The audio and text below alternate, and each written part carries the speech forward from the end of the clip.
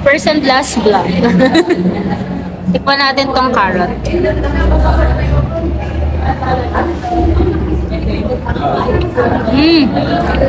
Sobrang tamis.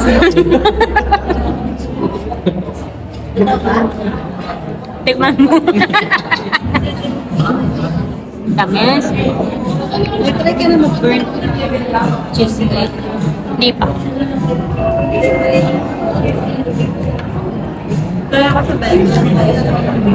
Okay lang yung lasa.